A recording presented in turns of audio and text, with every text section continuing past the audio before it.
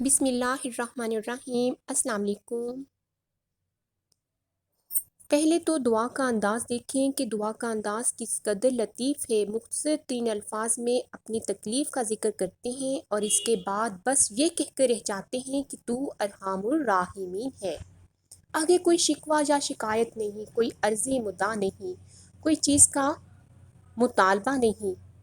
اسی طرز دعا میں کچھ ایسی شان نظر آتی ہے جیسے کوئی انتہائی صابر و قانع اور شریف و خوددار آدمی پے در پہ فاقوں سے بےتاب ہو کر اور کسی نہایت کریم النفس ہستی کے سامنے بس اتنا کہہ کر رہ جائے کہ میں بھوکا ہوں اور آپ پیاس ہیں، آگے کچھ اس کی زبان سے نہ نکل سکے۔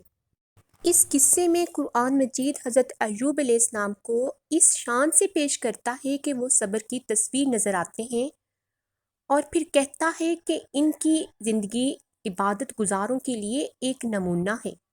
سورہ صاد کے 4 رکوع میں اس کی تفصیل یہ بتائی گئی ہے کہ اللہ تعالیٰ نے ان سے فرمایا اپنا پاؤں مارو، یہ ٹھنڈا پانی موجود ہے نہانے کو اور پینے کو۔ اس سے معلوم ہوتا ہے کہ زمین پر پاؤں مارتے ہی اللہ نے ان کے لیے ایک قدرتی چشمہ جاری کر دیا جس کے پانی میں یہ خاصیت تھی کہ اس سے غسل کرنے اور اس کو پینے سے ان کی بیماری دور ہو گئی۔ یہ علاج اس امر کی طرف اشارہ کرتا ہے کہ ان کو کوئی سخت جلدی بیماری ہو گئی تھی اور بائبل کا بیان بھی اس کی تائید کرتا ہے کہ ان کا جسم سر سے پاؤں تک پھوڑوں سے بھر گیا تھا۔ مزید اچھی ویڈیوز دیکھنے کے لیے please subscribe my YouTube channel, press the bell button. Thanks for watching, جزاک اللہ، اللہ حافظ۔